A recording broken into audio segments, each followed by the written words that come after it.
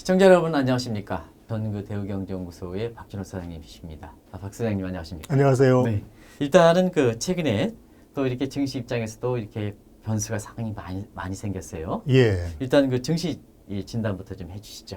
뭐 최근에는 뭐 달러 약세가 또 관심이 크고 네네. 원화 강세 쪽으로 지금 시장 흐름도 좀 그런 게 움직이는 게 뚜렷하게 뭐 느껴지고 네. 그걸 제가 느꼈는데 실제로 이제 쇼핑 주식 뭐 면세점 주식 이런 것들이 조금 오르기 시작하는 것 같은데 쇼핑과 이제 이렇게 홈쇼핑 같은 이런 주식들은 전부 내수와 관련된 업종 아니겠습니까? 예, 네. 그게 코로나 사태가 좀 진정되는 기미로 움직이는 것도 있고 네네네. 또 원화 강세 수혜 쪽으로 작용하는 것 같아요. 지난 주말에 제가 그 백화점에 볼 일이 있어서 잠깐 갔었는데 주차 공간이 없어서 주차를 못했습니다. 그렇습니까? 분위기가 완전 달라진 것 같더라고요. 네네. 그래서 야 원화 강세 쇼핑주 움직이는 게 뭐 이유가 좀 되는구나 느꼈는데 특히 면세점 이거는 뭐 장사진을 치고 있습니다. 그래서 저는 박인세일 하는가 그랬더니만 그게 아니대요. 원화 강세로 하니까 가격이 많이 떨어졌어. 원화 강세 수혜를 거기서 많이 받는 것 같습니다. 그러니까 해외여행을 못 가니까 네, 면세점에 몰려가지고 명품주가 뭐 완전히 뭐 거들이 나고 재고가 다 떨어지고 동이 난다고 합니다. 그러니까 충분히 그게 작용을 하고 있구나라는 걸 느꼈습니다. 사실은 이렇게 원화가 이렇게 강세가 이렇게 진행됨에 따라서 미국 그 이게 주식에 대해서 상당 부분 자 주가는 올라갔어도 손에 들어오는 소득이 없다 이런 얘기하거든요. 예를 들어서 A 주식에 미국 주식이 10% 올라가더라도 코로나 이후에 환율이 지금 154원씩 달러당 떨어졌으니까 이게 수수료 물조 한차선 이렇게 해서 이렇게 그 지불하죠 그러다 보니까 미국 주식에 대해서 상대적으로 주가 올라간 만큼 내 손에 들어온 소득이 없다 이렇게 얘기를 많이 하지 않습니까? 그렇죠. 그래서 그 이전에 외환 거래 보면 압니다. 뭐 네. 환가료라 그래가지고 뭐 네. 살 때 1% 주고 팔 때 1% 주고 뭐 그렇죠, 거기서 그렇죠. 2% 나가버려요. 예예예. 그러다 보니까 입장서부터 왜 한미 간의 주가가 역전되는데 예. 왜 미국 주식이냐 온통 유튜브 방송들이 미국 주식이냐 해서 한번 호되게 방송하신 적이 있지 않습니까? 아니 그 펀더멘탈 가치로 네. 우리 한국 주식이 훨씬 더 저평가돼 있는데도 불구하고 그 미국 주식에 대한 유행에 따라서 네네. 많이 나가니까 네네. 이건 바람직한 현상도 아니고 또 실제로 그게 돈이 된다고 해서 간다고 하는데 네네. 그게 갬블이란 말입니다. 그 돈이 된다는 거는 가치를 가지고 있어야 장기적으로 이게 돈이 되는 것이지 일시적으로 주가가 뭐 오를 것이라고 추정을 하고 따라가는 거잖아요. 네, 그렇습니다. 그러니까 네. 그거는 갬블인 매매 행위하고 투자의 기본 방향하고는 완전히 혼동돼 가지고 그게 잘못된 것인데 그걸 기관이 주도하고 있어요. 기관이 그렇죠. 그런 네네. 짓을 하고 있고 뭐 글로벌 포트폴리오로 분산 투자한다는 미명하에 네네네. 국민연금이 우리 주식 하나도 안 사고 전부 미국 주식 사러 돈 다 그걸로 빼나가고 있습니다. 네네네. 그 이런 것들이 잘못 오도된 거죠. 그래서 네네. 이걸 바로 잡아야 된다. 그 갬블링 얘기 나오시니까 예. 이 방탄소년단 이렇게 그 이 주가 관련해서 예. 사실 그 소장님께서도 그만한 가치가 있겠느냐 하는 쪽에 이렇게 지적을 하시는데 그 문제 좀 최대 관심이니까 같이 좀 말씀해 주시기 바랍니다. 그것도 마찬가지죠. 이 매매의 행위하고 투자의 그 기본하고 혼돈돼 있기 때문에 네네네. 당장 인기가 있어서 많이 올라가면은 그게 뭐 투자지 뭐 그게 돈이 되면은 그게 최고지 다 이제 이런 식이거든요. 네네. 근데 그게 예측이 이게 사람 간의 예측이 어긋나 버리면은 이렇게 뭐 물렸다 그러고 개인들이 거기 공모주에 들어가서 뭐 엄청난 손실을 봤다 이렇게 하는데 기본적으로 그 매매 행위를 투자 행위와 구분 못한 그 금융 지식의 오해다 이렇게 네. 이렇게 보고요. 어쨌든 뭐네 그게 지금 네. 단기적으로는 이제 그런데 뭐 BTS가 장기적으로 우리가 한류 팝이 엄청나게 이제 뻗어 나간다면 네네. 지금보다 훨씬 더 좋은 가치를 나중에 되찾을 수는 있겠죠, 당연히. 네네네. 근데 이제 단기적으로 주가가 빠지고 변동이 심하니까 이런 온통 뭐 혼란스러워하고 있는 것인데 기본적으로 이게 가치 투자와 그 매매의 구분을 명확하게 하시면 이런 이제 오류도 적고 또 이런 변동성에 대해서도 충분히 감내할 수도 있는 그런 네. 이제 금융 지식이 생기는 거죠. 그렇게 네. 돼야 된다고 봅니다. 네. 시장의 수급에서 결정되는 프라이스와 기업의 본질적 가치와 서로 이렇게 수렴이 돼야. 그렇죠. 그건 장기적으로 가야 네네. 수렴이 되거든요. 네네. 그리고 아무래도 오늘 환율 문제를 좀 원화 강세 문제를 이렇게 얘기했다 보니까 아마 시청자분이 마지막 박준호 소장님한테 시원하게 특정 주제가 있으면 거기에 대해서 굉장히 남보다 강하게 이렇게 종목 추천하는데요. 최근에 그 앞서 모두에서 이렇게 면세주 관련돼서 이렇게 얘기는 하셨겠습니다는 원화 예. 강세주 확실하게 좀 말씀해 주시기 바랍니다. 그 제가 관찰한 뭐 가장 대표적인 게 네네. 면세점, 백화점 뭐 그게 네네. 가장 먼저 생각이 나더라고요. 네네네. 그래서 제가 이제 천천히 훑어보니까 이게 지금 현재 트레이딩으로 작용을 하는데 네네. 투자 가치로서는 별로 마땅치가 않아요. 이게 실적이 뭐 이제 정상으로 만약에 4분기에 만약에 좋아진다고 가정을 하더라도 그렇더라도 과연 이제 충분한 배당을 해주겠느냐 보니까 이게 과거 20년간 배당을 제대로 안 해줬더라고요. 네네네. 배당을 못하는 회사야. 이게 네네. 뭐 이익이 나면은 전부 점포 확장하느라고 돈 다 써버려가지고 네네. 배당을 못 해주는 거예요. 네네. 그러면 이 투자자가 배당을 못 봐. 그 이익이 아무리라면 뭐합니까? 그게 그렇죠, 내한테 그렇죠. 배당으로 네네. 안 돌아오는데. 네네.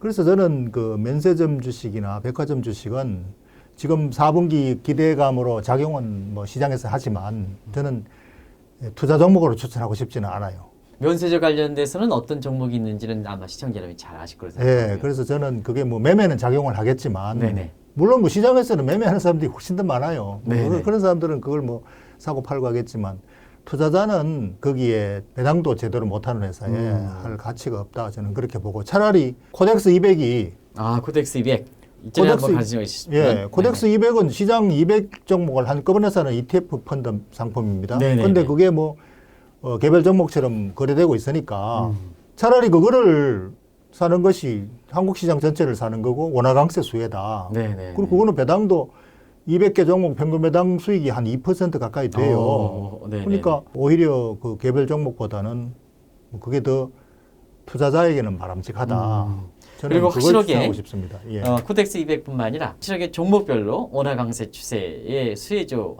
한두 개 정도 말씀해 주시기 바랍니다. 예, 그 제가 쭉 훑어봤는데 별로 네네. 제 눈에 띄는 종목이 없더라고요. 아, 지금은요? 예, 네. 저는 실적과 배당 수익률이 같이 이게 합리적으로 돌려주는 회사라야 제 눈에 들어오지 그 외에는 제 눈에는 안 들어오더라고요. 네, 그러니까 지금 소장님 말씀으로는 이렇게 그 원화 강세에서 내수와 관련된 면세에 관련돼서 지금 많은 전문가들이 유튜브를 통해서 그 종목들을 관련된 종목들을 많이 추천하고 있습니다는 사실은 수익으로 연결되긴 어렵다.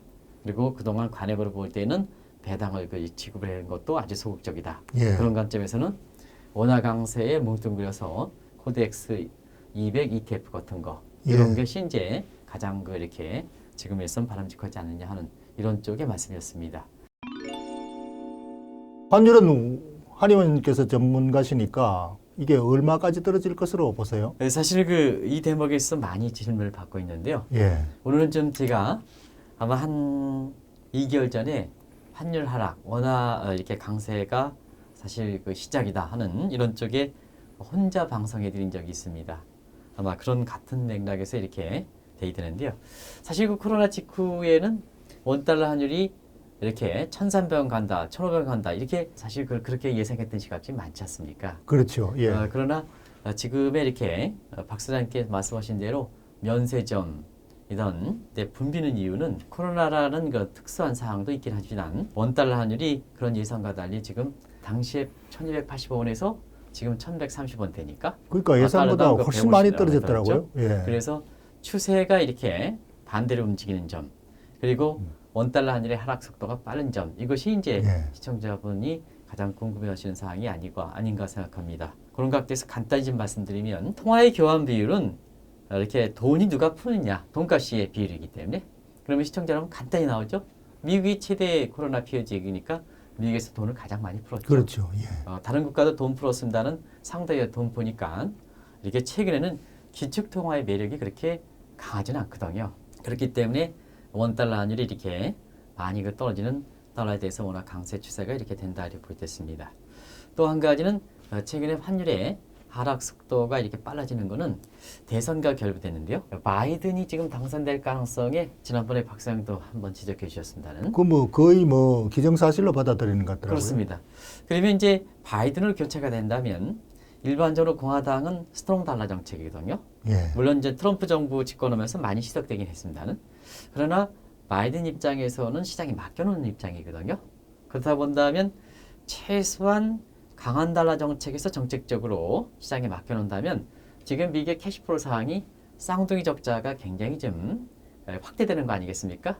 그런 과정에서 원달러 환율이 대선을 전후해서 바이든의 그 당선 가능성이 높음에 따라서 급락한다 이렇게 이제 보시면 되겠습니다. 그래서 이후에 대선 결과에 따라서 이렇게 조금은 변동은 있을 수가 있지만 미국의 펀더멘탈 측면이든가 이런 걸 때는 사실은 달러 그 이렇게 약세 추세, 원화 강세 추세 이것이 그때 흐름에 따라서 변동성이 있긴 하지만 앞으로 지속되지 않겠나 해서 일부에서는 사실은 그 2개월 전에 방송할 때도 그때 원달러 환율이 1,100원이 무너지지 않겠나 하는 이런 때 굉장히 많이 욕을 얻어먹었거든요. 왜냐하면 그렇죠. 그때는 너무 굉장히 그렇게까지 가겠느냐 가겠느냐. 이렇게 생각했죠. 예. 근데 지금은 1,130원 오니까 대문제 이제 와서 1,100원 얘기가 좀 가시권에 들어오지 않습니까? 그런 측면을 좀 해석해 보시면 되지 않냐 생각합니다. 그렇다면은 기존에 그 트럼프 때보다 바이든이 되면은 달러 약세가 더 강화될 수 있다 이렇게 보는. 네, 그렇습니다. 거죠? 예. 왜 그러냐면 바이든노믹스라 해서 바이든의 경제 정책 이렇게 보면 트럼프 때 왜 미국의 기술주가 많이 갔느냐 하면 역시 법인세 인하 때문에 그렇거든요. 그렇죠. 예. 근데 이제 바이든이 오면 21%에서 28% 내지는 25% 사이에 이렇게 된다면 미국 기술주들의 어떤 채산성이 좀 많이 떨어진다. 그러면 미국으로 자금이 흡보는 효과가 좀 돌아되니까 달러 수요가 아무래도 좀 줄어들겠죠. 그런 측면에서 사실 바이든이 오면은 그 바이든의 핵심적인 경제정책에 어떤 중점을 둬서 말씀드리겠는데요. 그래서 일단 그동안 자금을 흡입시켰고 달러 강세의 가장 큰 요인으로 됐던 그런 부분이 좀 채산성이 약화된다. 그리고 바이든이 들어오면 어쨌거나 경기 부양책도 대대적으로 추진하지 않겠습니까? 그렇죠. 지금 예상으로 예. 보면 오히려 집권당인 공화당보다 2조 2천억 달러 이렇게 높지 않습니까? 그러면 이제 중심 또한 신뢰 문제거든요.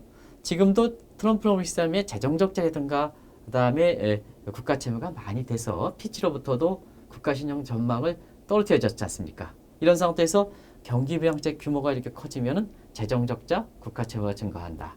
그러면 미 달러에 대한 신뢰가 떨어지지 않느냐. 중심 통화에서 가장 생명에 해당되는 이런 쪽에 작용하고 그다음에 지금은 코로나 사태 이후에 어쨌거나 중국이 이제 강하게 부각되고 있지 않습니까? 그런 측면에서 우리가 위안화 동저하겠는데요. 많이 들어오면 중국과 공생적인 경제 패권을 다투거든요.